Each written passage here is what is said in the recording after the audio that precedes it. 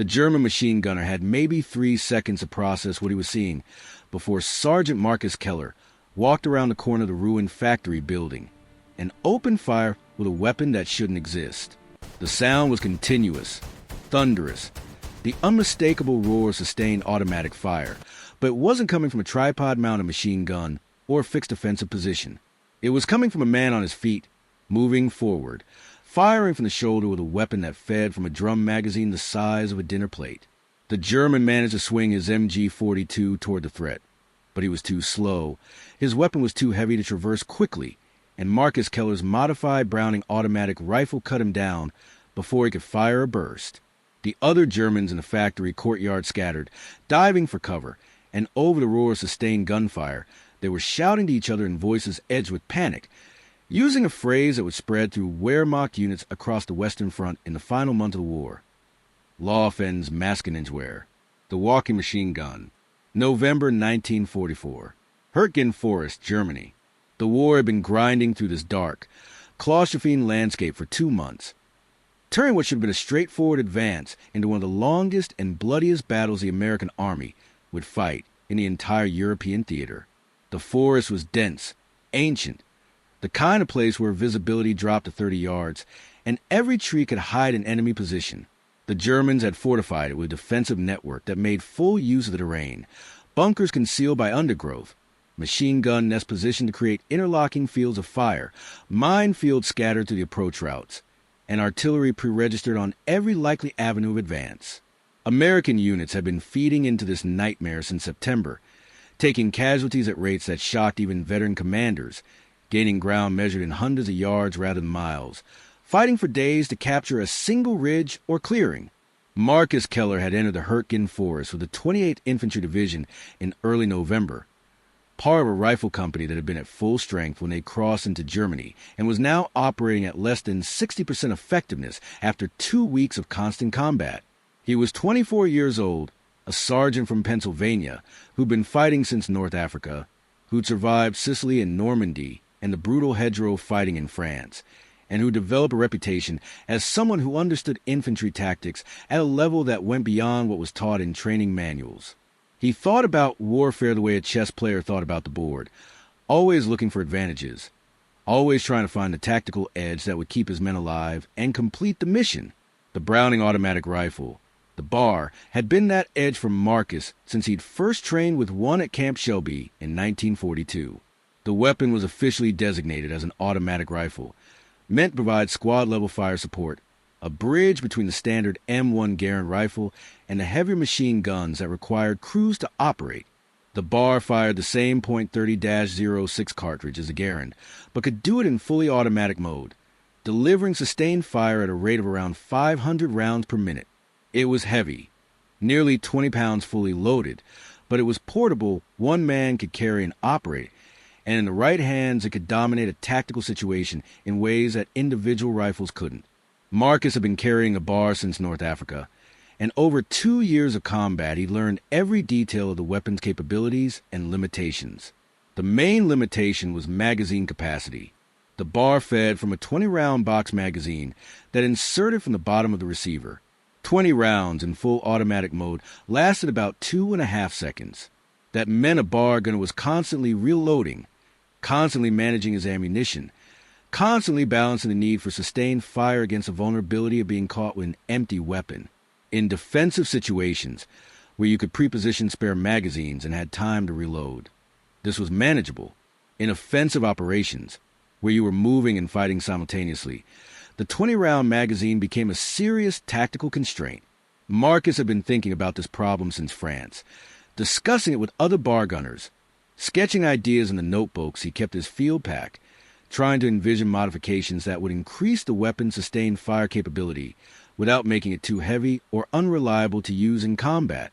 The solution, he decided, was a drum magazine, something that could hold 50 or even 100 rounds and give the bar the kind of sustained fire capacity that would turn it from a support weapon into something approaching a light machine gun. The problem was that drum magazines didn't exist for the bar, at least not in any official capacity, and Marcus didn't have the tools or resources to manufacture one himself. Then, in late October, while his unit was in a rear area for resupply and rest after a particularly brutal week of fighting. Marcus had met an armorer from an ordnance company who'd been experimenting with exactly the same idea. The armorer, a technical sergeant named Robert Chun, who'd been a machinist in civilian life, had managed to adapt a drum magazine from a Russian DP, 27 light machine gun, to fit the bar's receiver. It required some custom machining to create an adapter that would interface with the bar's magazine well, and the feeding mechanism needed adjustment to work with the American weapon's different bolt design, but Chun had gotten to function. The prototype drum held 47 rounds, more than double the standard magazine capacity, and in testing it fed reliably through a full drum without jamming.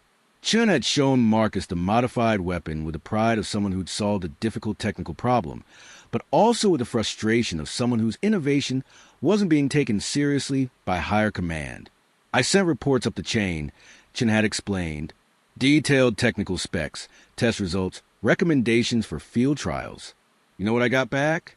A memo saying that modifications to standard weapons require approval from Ordnance Command, and that individual armor experiments aren't authorized for combat use."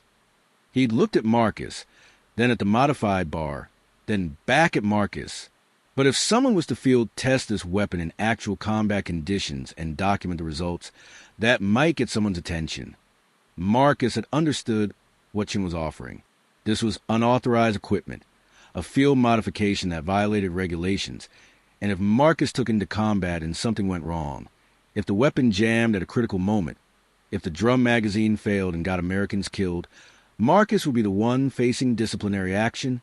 But Marcus had spent 2 years watching good soldiers die because they didn't have the right tools for the job, because doctrine and regulations moved slower than tactical reality, because the people writing the rules weren't the ones fighting in forests and hedgerows where the difference between a 20-round magazine and a 47-round magazine could mean the difference between suppressing an enemy position and getting cut down trying to reload. Marcus had taken the modified bar, along with 6 drum magazines that Chun had manufactured, and returned to his unit. He hadn't asked permission from his company commander, hadn't filled out any forms or submitted any requests. He'd simply swapped out his standard bar for the modified version and started training with it, learning its balance and weight distribution, practicing reloads, getting comfortable with how it handled. The weapon was heavier than a standard bar. The drum magazine added another 4 pounds, but it was still lighter than a belt-fed machine gun, and Marcus could carry and operate alone without needing an assistant gunner or a tripod. The first time Marcus used a drum-fed bar in combat was during an assault on a German-held village on the western edge of the Hürtgen Forest. His squad had been tasked with clearing a cluster of buildings that intelligence indicated were lightly defended. The intelligence had been wrong. The buildings contained a reinforced German platoon with multiple machine gun positions. The American assault had stalled within minutes, pinned down by intersecting fields of fire from MG-42s positioned in second-story windows and fortified basements. The standard tactical response would have been to call for artillery or armor support, suppress the German positions with heavy weapons, then advance under covering fire. But artillery was already engaged supporting other units. Armor couldn't navigate the narrow village streets that were blocked with rubble, and the longer the American forces stayed pinned in the open, the more casualties they would take. Marcus had been behind a low stone wall. When he'd made his decision, he'd turned to a rifleman near him and said simply, "When I start firing, you move, get to the next building, and set up covering positions." Then, before anyone could argue or question, he'd risen from behind the wall and started walking toward the German positions, the drum-fed bar at his shoulder, firing in controlled bursts that were longer and more sustained than anything a standard bar could manage. The sound had been distinctive, different from the sharp bursts of a regular bar or the higher-pitched rip of an MG-42. This was sustained, heavy, methodical automatic fire coming from a man who was advancing on foot, who wasn't anchored to a fixed position, who kept moving and shooting simultaneously. The psychological effect on the German defenders had been immediate and profound. They were accustomed to American infantry tactics that relied on fire and maneuver with distinct phases, suppressive fire from static positions, then movement, then more suppressive fire. They weren't prepared for a single soldier delivering machine gun-level fire while walking toward their positions. Marcus had advanced 30 yards, firing in 3 5-round bursts, aiming at windows and doorways where he'd seen muzzle flashes, and the German return fire had become sporadic, disorganized. The defenders were buttoning up, pulling back from windows, trying to relocate to positions where they weren't exposed to this unexpected threat. That window of suppression was exactly what the American riflemen needed. They had broken from cover and sprinted to forward positions, getting angles on the German strong points, and within 5 minutes the tactical situation had completely reversed. The Germans, realizing they were about to be overrun, had retreated out the back of the buildings, abandoning positions they could have held for hours against conventional assault tactics. Marcus's company commander, Captain James Bradford, had approached him after the engagement with an expression that mixed approval with concern. "That was effective work, Sergeant," Bradford had said carefully.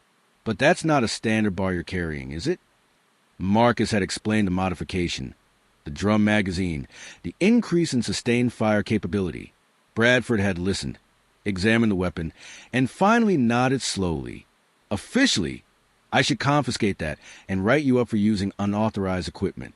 Unofficially, you just broke an assault that was stalled and did it with 0 friendly casualties. Keep the weapon. Use it. But if anyone above me asks questions, you found those drums in a captured German supply depot and adapted them yourself. Understood?" Over the next 3 weeks, as the 28th Infantry Division ground deeper into the Hürtgen Forest, Marcus Keller and his modified bar became a tactical asset that the company commander deployed deliberately. When assaults stalled, when German positions needed to be suppressed, when a tactical situation required mobile sustained fire, Marcus was sent forward. He developed techniques for using the drum-fed bar that maximized its advantages, advancing in short rushes while firing, using the sustained fire capability to suppress multiple targets in sequence, timing his movements to reload during natural pauses in the engagement. He trained other soldiers in his squad to carry spare drum magazines and hand them off during combat, creating an improvised ammunition supply system that kept him in the fight longer. The Germans noticed. After several engagements where American forces had used aggressive tactics built around sustained mobile fire, Wehrmacht intelligence officers began collecting reports from frontline units about a new American weapon. The descriptions were consistent. Heavy automatic fire from a shoulder-fired weapon, sustained bursts longer than a standard bar, devastating effectiveness in close-quarters combat. German soldiers started using the phrase Laufendes Maschinengewehr, walking machine gun, to describe what they were facing, and tactical guidance was issued warning units to watch for this threat and prioritize targeting the soldiers carrying these weapons. By mid-November, Marcus had been in continuous combat for nearly 3 weeks, and the Hürtgen Forest had become a nightmare landscape that tested the limits of human endurance. The forest floor was a mixture of mud and snow. Visibility was perpetually limited by fog and the dense canopy, and every advance meant moving through terrain where German positions could be anywhere. Casualties had reduced Marcus's company to less than half strength. Replacements arrived and died before anyone learned their names, and the operational objective, capturing a series of villages and high ground that would open routes deeper into Germany, seemed to recede further with each day of fighting. The assault on the factory complex of Wassenack was where Marcus Keller's modified bar would face its most severe test, and where the tactical value of the drum magazine would be proven beyond any doubt. The factory was a sprawling complex of buildings and courtyards that the Germans had converted into a fortress, with machine gun positions covering every approach, mortar teams pre-registered on the surrounding terrain, and a full company of infantry supported by a platoon of assault guns. American forces had tried to take the factory twice already, and both assaults had been repulsed with heavy losses. The third attempt was going to be a coordinated attack by 2 companies, supported by artillery and armor, and Marcus's squad was designated as part of the lead assault element. The attack began at dawn with an artillery barrage that was supposed to suppress German defenses and create openings for the infantry advance. But the Germans had reinforced their positions with concrete and heavy timber, and most of the artillery fire was ineffective against the fortified structures. When the American infantry moved forward, they immediately encountered concentrated machine gun fire from positions that should have been destroyed but were still fully operational. The assault bogged down within minutes. Soldiers taking cover behind rubble and shell craters, unable to advance against the volume of fire coming from the factory. Marcus's squad was pinned behind a low embankment about 80 yards from the main factory building, taking fire from at least 3 German MG-42 positions. The squad leader, a lieutenant who'd been with the unit for less than a week, was trying to call for artillery support on a radio that was barely functioning through the electronic interference and terrain. Marcus looked at the factory, assessed the tactical situation, and realized that they had maybe 10 minutes before German mortar teams would get their range and start dropping rounds on the American positions. If they stayed pinned, they would be destroyed. If they retreated, the entire assault would collapse, and they'd have to try again tomorrow with even fewer men. The only option was forward. Marcus turned to the soldiers near him, 6 riflemen and a bar gunner with a standard 20-round magazine, and laid out a plan that was simple and probably suicidal. "I'm going to move along that destroyed wall," he said, pointing to a line of rubble that would provide some cover and concealment toward the factory's eastern edge. "When I start firing, you all advance directly toward the main entrance. Fast. Don't stop. Get inside the building, and we'll clear it room by room." One of the riflemen, a private from Ohio, said what everyone was thinking. "Sarge, you're going to draw fire from every German position in that complex." Marcus nodded. "That's the idea. They'll be shooting at me, which means they're not shooting at you. Now move when I move." He didn't wait for confirmation or questions. He rose from behind the embankment and started running along the rubble wall, the drum-fed bar up and ready, and the moment he had an angle on the nearest German position, he opened fire. The weapon roared, sustained bursts that chewed through the 47-round magazine in controlled sequence, and Marcus was advancing while shooting, using the sustained fire to keep German heads down, moving from cover to cover but never stopping. The Germans reacted exactly as he predicted. Multiple machine gun positions swung toward him, focusing fire on this unexpected threat. And in doing so, they created a window where the other American soldiers could advance. Marcus made it 20 yards along the wall before he had to reload, dropping behind a section of collapsed masonry while he swapped the empty drum for a fresh one. The reload took 6 seconds, longer than a standard box magazine, but still fast enough to maintain momentum. And then he was up and moving again, firing in shorter bursts now, conserving ammunition but keeping up the pressure. He could hear American riflemen shouting behind him, the sound of M1 Garands firing, and he knew they were advancing, exploiting the suppression he was creating. A German position in a second-story window focused fire on Marcus, and he felt the impact of near misses, concrete chips, and dust erupting around him. But he didn't stop. He brought the bar bare on that window and held the trigger down, sweeping a sustained burst across the opening, and the German fire stopped. He kept moving, reached the corner of the factory building, and that's when he came around into the courtyard and found himself face to face with the German machine gun team that had been killing American soldiers all morning. The German gunner was in a sandbag position with his MG-42 train on the main approach, and when Marcus appeared from an unexpected direction, the gunner tried to traverse his weapon to engage this new threat. But the MG-42 was mounted on a tripod, designed for long-range sustained fire from fixed positions, and it was too slow to pivot toward Marcus. The German gunner had 3 seconds to realize his mistake before Marcus's drum-fed bar cut him down with a burst that also killed the assistant gunner and sent the ammunition bearer running for cover. Marcus advanced into the courtyard, firing at targets as they appeared, and the sustained fire capability of the drum magazine gave him a tactical advantage that was almost overwhelming in close quarters. He didn't have to conserve ammunition or time his shots carefully. He could engage multiple targets in rapid sequence, suppress entire areas with sustained bursts, and maintain offensive momentum without the vulnerability of frequent reloads. German soldiers in the courtyard scattered. Some tried to return fire, others retreating into factory buildings, and Marcus could hear them shouting that phrase again, Laufendes Maschinengewehr. The other American soldiers reached the courtyard seconds later, and the tactical situation became a confused, close-quarters battle as both sides fought through the factory complex room by room. Marcus's drum-fed bar became the centerpiece of the American assault, used to suppress rooms before entry, to clear corridors with sustained fire, to break German defensive positions that would have required grenades or overwhelming numbers to overcome with standard weapons. The Germans fought hard, contesting every room, but they were facing a tactical innovation they hadn't prepared for, and their defensive positions designed to counter conventional American assault tactics, were less effective against a single soldier who could deliver machine gun fire while remaining mobile. The factory fell after 3 hours of fighting, and when American forces finally secured the complex, they found evidence of how disruptive the drum-fed bar had been to German tactics. Captured German soldiers, when questioned, described the weapon with a mixture of fear and confusion, insisting that the Americans had deployed a new type of automatic weapon that combined the firepower of a machine gun with the mobility of a rifle.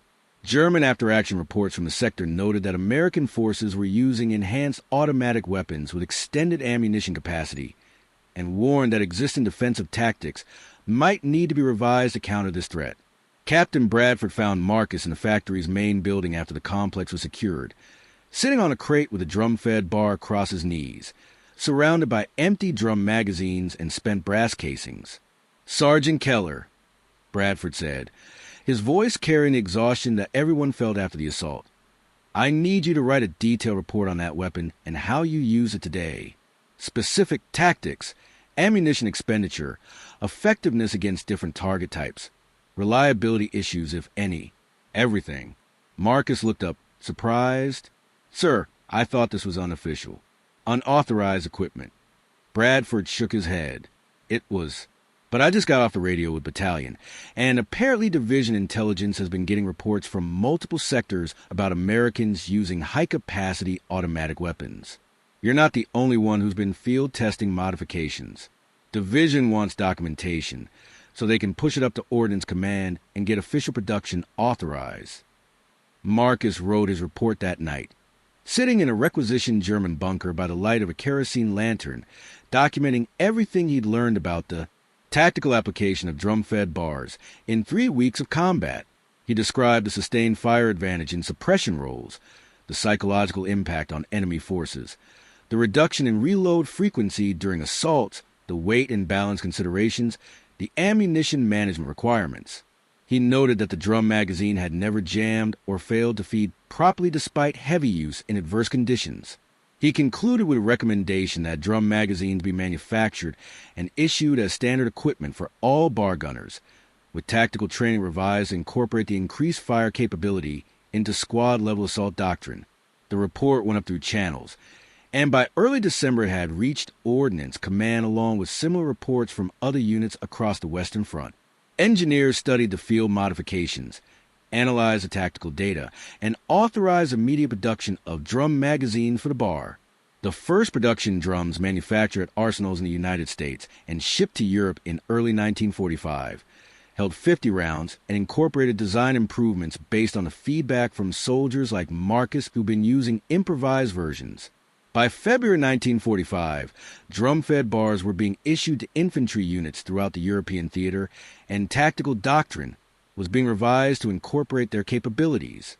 The Germans, facing these weapons in the final months of the war, found that their defensive tactics, which had been optimized for combat against American infantry using standard weapons and fire and maneuver doctrine, were less effective against assault teams built around drum-fed bars. The ability of American soldiers to deliver sustained automatic fire while advancing disrupted German defensive plans and forced tactical adaptations that consumed time and resources that Germany no longer had. Wehrmacht after-action analyses from early 1945 noted that American infantry had become significantly more effective in assault operations, and while multiple factors contributed to this, the introduction of high-capacity automatic weapons was consistently mentioned as a significant tactical challenge. Marcus Keller survived the war, though the Hürtgen Forest and the subsequent campaigns in Germany left marks that didn't show on the surface. He was promoted to lieutenant in January 1945 and received a Silver Star for his actions at Wassenach, though the citation made no specific mention of the modified bar or the tactical innovation that had been central to the successful assault. He was discharged in late 1945 and returned to Pennsylvania, where he worked as a machinist and rarely spoke about his wartime experiences. The drum-fed bar he'd carried to the final months of the war was turned into an ordnance depot and presumably scrapped or stored in some forgotten arsenal warehouse. The official history of the Browning automatic rifle notes that drum magazines were introduced in the final months of World War II and that they significantly enhanced the weapon's effectiveness in assault operations. What the official histories don't capture is the process by which that innovation happened. The field experimentation by soldiers who saw tactical problems and tried to solve them, the unauthorized modifications that violated regulations but saved lives, the armorers and sergeants who collaborated to create something that doctrine hadn't anticipated. The drum-fed bar wasn't invented by weapons designers in laboratories or authorized by procurement committees in Washington. It was invented on battlefields by soldiers who needed better tools and who had the knowledge and courage to create them. The story of Marcus Keller and the walking machine gun is a reminder that military innovation doesn't always flow from the top down. Sometimes the most significant tactical advances come from the bottom up, from individual soldiers who understand the reality of combat at a level that staff officers and weapons designers never will, who see problems that doctrine doesn't address and find solutions that regulations don't authorize. The drum-fed bar existed because a machinist turned armorer and a sergeant turned tactician recognized the capability gap and filled it. And because commanders like Captain Bradford had the wisdom to recognize effective innovation even when it came through unauthorized channels. By the time the war ended, tens of thousands of drum-fed bars had been issued to American infantry units, and the weapon had become a standard tool in the arsenal of forces fighting across Europe and the Pacific. Post-war analysis confirmed what soldiers like Marcus had known from experience, that the increased ammunition capacity transformed the bar from a support weapon into something approaching a light machine gun that gave infantry squad a level of sustained fire capability they'd never had before, and that it contributed materially to the tactical effectiveness of American forces in the final campaigns of the war. The innovation that had started with field modifications and unauthorized experimentation had become official doctrine, integrated into training and tactics, accepted as a standard rather than the exception. Marcus Keller died in 1987, 63 years old, having lived a quiet civilian life that gave little indication of what he'd accomplished during the war. His obituary mentioned his military service and a Silver Star, but didn't explain what he'd done to earn it. The drum-fed bar he'd pioneered had long since been replaced by newer weapons, and the tactical innovations he'd helped develop had been superseded by evolving doctrines and technologies. But the principle remained relevant, that soldiers closest to fighting often understand the tactical reality better than anyone else, that innovation born from necessity and tested under fire is often more valuable than designs created in peacetime, and that sometimes the best way to solve a problem is to ignore the regulations and build a solution that works. The Germans called it the walking machine gun, and the name captures something essential about what it represented. It wasn't just a weapon modification or an increase in magazine capacity. It was a tactical revolution compressed into a drum magazine and a sergeant's willingness to use it, a demonstration that mobility and firepower didn't have to be opposing choices, that one soldier with the right tool could change the dynamics on engagement. That lesson, learned in the forests and factories of Germany in 1944, remains relevant in any context where innovation matters and where the gap between doctrine and reality creates opportunities for those willing to think differently. Subscribe for more forgotten innovations that change the course of history.